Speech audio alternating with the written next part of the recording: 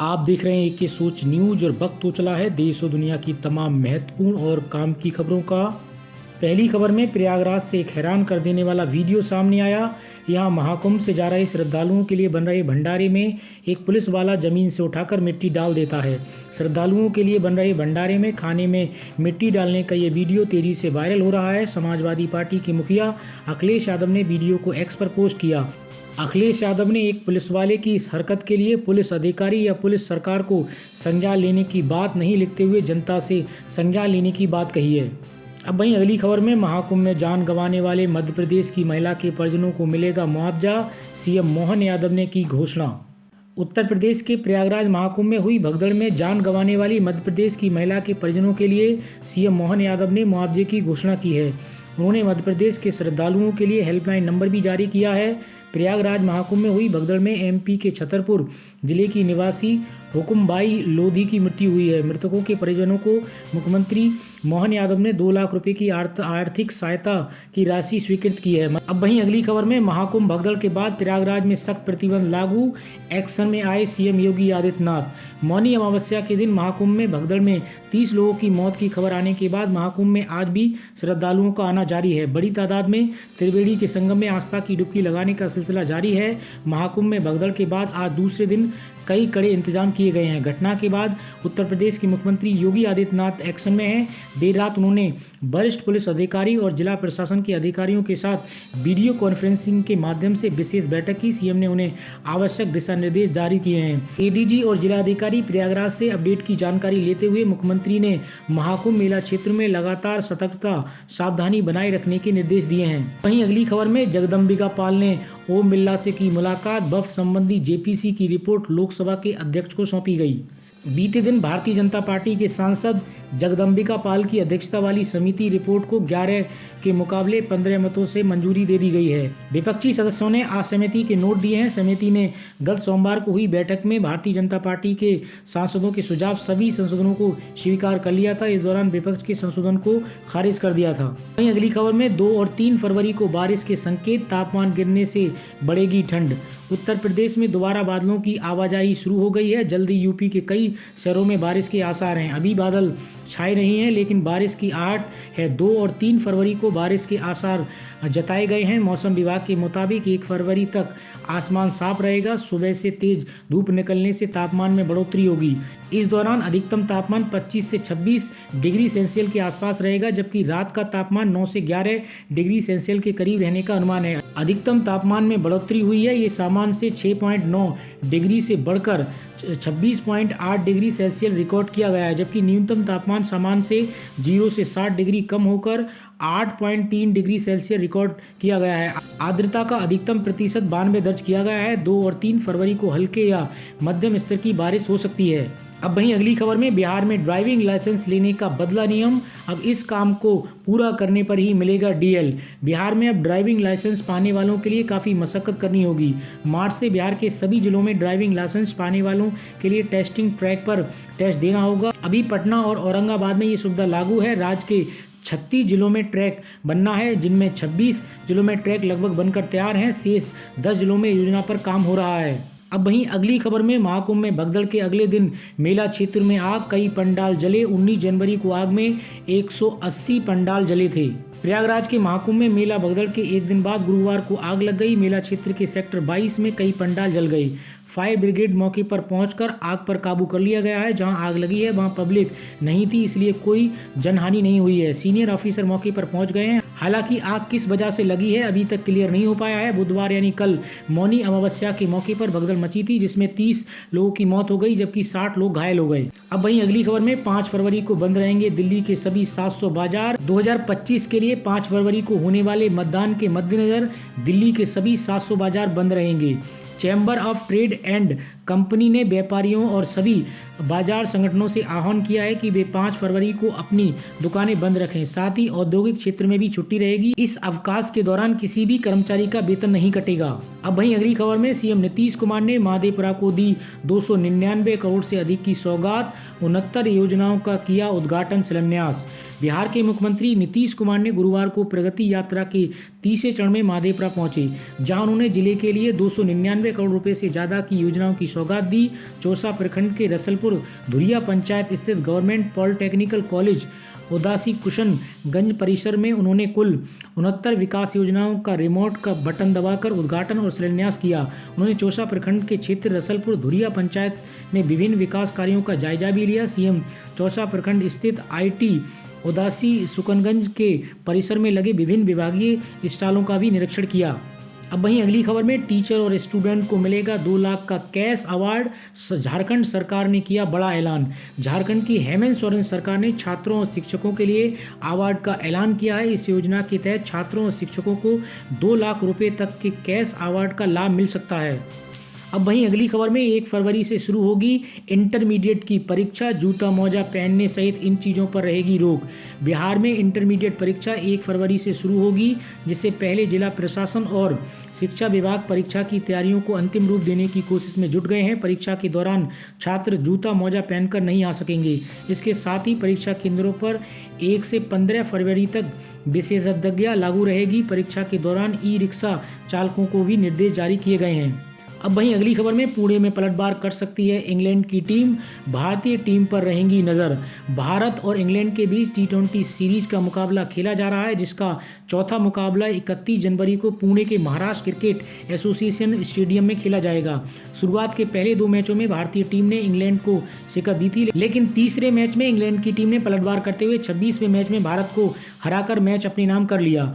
चौथे T20 के लिए भारतीय टीम की तैयारियां कैसी होंगी? पुणे में भारतीय टीम का रिकॉर्ड कुछ खास नहीं है। अब वहीं अगली खबर में उत्तराखंड में UCC लागू करने पर रजा अकादमी के सचिव मोहम्मद नूरी ने कहा कि इसका उद्देश्य सिर्फ मुसलमानों को तकलीफ देना है। उन्होंने मंत्री नीतीश राणे के बयान पर भी विरोध जताया।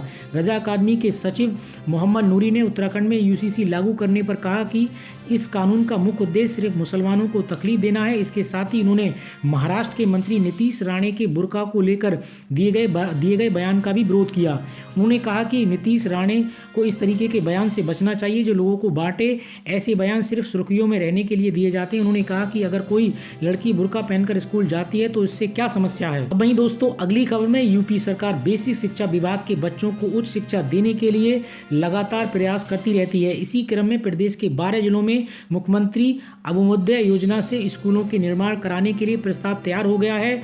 करीब 1619.26 करोड़ रुपए की लागत से निर्माण कार्य शुरू कराने की कार्रवाई की जाने वाली है। इन सभी स्कूलों के निर्माण कार्य कराने के लिए एजेंसी को चयन कर जगह भी चिन्हित कर ली गई है। निर्माण के कार्य पूरा होने के बाद बच्चों को कन्वेक्ट स्कूलों की तरह भौतिक वातावरण मिलेगा। इसके साथ ही बच्चों को उच्च शिक्षा मिलेगी। प्रदेश के बरेली, शाजापुर, एटा, संभल, बिजनौर, अमरोहा सहित 12 जिलों में निर्माण कार्य कराया जाएगा। अब वहीं अगली खबर में गन्ना किसानों को मोदी सरकार का तोहफा। नेशनल क्रिटिकल मिनरल मिशन को केंद्रीय कैबिनेट की हरी झंडी। वित्त वर्ष 2025-26 के लिए शनिवार 1 फरवरी को निर्मला सीतारमण बजट को पेश करने वाली हैं। इससे पहले केंद्र की मोदी सरकार ने गन्ना किसानों के लिए बड़ा फैसला किया है और गन्ने से बनने वाले एथेनॉल की कीमत के इजाफे को स्वीकृति दे दी है।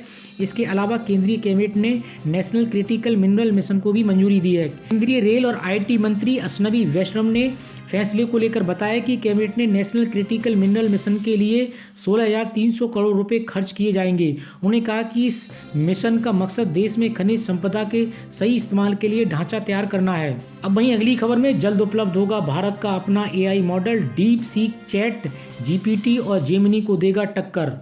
8 से 10 महीनों में भारत का अपना जेनरेटिव AI मॉडल उपलब्ध होगा। आज IT मंत्री अश्विनी वैष्णव ने इसका ऐलान किया। इसके साथ ही करीब 10 कंपनियां सरकार ने शॉर्टलिस्ट भी कर दी हैं। इस पर ज़्यादा डिटेल से जानकारी देते हुए CNBC आवाज़ के असीम मनचंदा ने कहा कि भारत AI मॉडल जल्द लॉन्च कर सकता है। भारत का अपना AI मॉडल 8 से 10 महीने गेट उपलब्ध होगा। ये डीप सीक चैट GPT और जेमिनी को टक्कर देगा। सरकार के पास अब 15,000 से ज़्यादा हाई एंड GPU मौजूद हैं। इसके लिए करीब 10 कंपनियां शॉर्टलिस्ट हुई हैं। अब वहीं अगली खबर में LPG के दाम में बदलाव। हर महीने की 1 तारीख को देश भर में LPG की कीमतों को रिवाइज किया जाता है ऑयल मार्केटिंग कंपनियां एलपीजी सिलेंडर की कीमतों को लेकर बड़ा अपडेट करती हैं। ऐसे में देखने वाली बात होगी कि बजट के अगले दिन एलपीजी सिलेंडर की कीमतों में कटौती होगी या फिर बढ़ोतरी होगी। बता दें कि सिलेंडर की कीमतों में बदलाव का असर आम जनता की जेब पर पड़ता है। बता दें कि 1 जनवरी को ऑयल मार्केटिंग कंपनियों ने 19 किलोग्राम वाले कमर्शियल सिलेंडर का रेट घटा दिया था। अब वहीं अगली खबर में पीएम आवास योजना के लाभार्थियों के लिए खुशखबरी, सर्वे के साथ मिलेगा मनरेगा जॉब कार्ड। प्रधानमंत्री आवास योजना के तहत सर्वे के साथ ही लाभार्थियों को मनरेगा से जॉब कार्ड भी दिया जाएगा। ग्रामीण विकास विभाग के सचिव ने सभी जिला अधिकारियों को पत्र भेजकर इसकी जानकारी दी है। इस योजना का लाभ उठाने के लिए योग्य लाभुकों की सूची तैयार कर मुख्यालय भेज दी जाएगी। वहां से जिलावार लक्ष्य निर्धारित किया जाएगा। अब वहीं आगे यूपीआई से जुड़े नियमों में एक बार फिर से बदलाव होने जा रहा है। National payments of corporation of India ने कुछ यूपीआई ट्रांजैक्शन को ब्लॉक करने का फैसला किया है। इस संबंध में एक सर्कुलर भी जारी किया गया है। नए नियम 1 फरवरी 2025 से लागू होंगे। अगले महीने से 1 फरवरी के विशेष रिक्वेस्टर्स से बनी आईडी बनाने वाले लेन देन स्वीकार नहीं किए जाएंगे। एनपीसीआई के मुताबिक 1 फरवरी से ट्रांजैक्शन आईडी में केवल अल्फा न्यूमेरिक कैरेट का इस्तेमाल किया जाएगा, जिससे अलग ट्रांजैक्शन आईडी जनरेट होगी तो पेमेंट फेल हो जाएगा। अब वहीं अगली खबर में उत्तराखंड में शुरू हुआ यूसीसी पोर्टल पर रजिस्ट्रेशन। अब तक 278 लोगों ने कराया पंजीकरण। उत्तराखंड में समान नागरिक संहिता लागू हो चुकी है। इसके साथ ही संहिता को लागू करने के लिए बनाई गई नियमावली के अनुसार विवाह विच्छेद व वसीयत के संबंध में पंजीकरण होने शुरू हो गए हैं। इस क्रम में बुधवार तक कुल 278 पंजीकरण हुए हैं। इनमें से 19 पंजीकरण को पहले स्तर से स्वीकृति प्राप्त हो चुकी है। इसे लागू करने में कोई परेशानी न हो, इसके लिए शासन ने आईटीडीए को पंजीकरण की सूचना से शासन को लगातार अपडेट कराने के निर्देश दिए हैं। अब वहीं अगली खबर में चिराग पासवान की लोजपा आर ने बजट में मोदी सरकार से मांगा बिहार के लिए विशेष औद्योगिक पैकेज। केंद्रीय मंत्री चिराग पासवान की लोक जनशक्ति पार्टी ने नरेंद्र मोदी सरकार के बजट 2025 में बिहार के लिए विशेष औद्योगिक पैकेज की मांग की है। केंद्रीय बजट से पहले रक्षा मंत्री राजनाथ सिंह की अध्यक्षता में सर्वदलीय बैठक नई दिल्ली में गुरुवार को हुई। इसमें लोजपा आर के सांसद अरुण भारती ने बिहार में औद्योगिक धंधों को गति देने के लिए विशेष पैकेज केंद्र सरकार की ओर से दिए जाने की मांग उठाई है। अब वहीं अगली खबर में स्वीडन में कुरान जलाने वाले सलमान मोमिका की हत्या, हमलावरों ने गोली मारी। हत्या के वक्त टिकटॉक पर लाइव था। स्वीडन में मस्जिद के सामने कुरान जलाने वाले प्रदर्शनकारी सलमान को अज्ञात लोगों ने हत्या कर दी।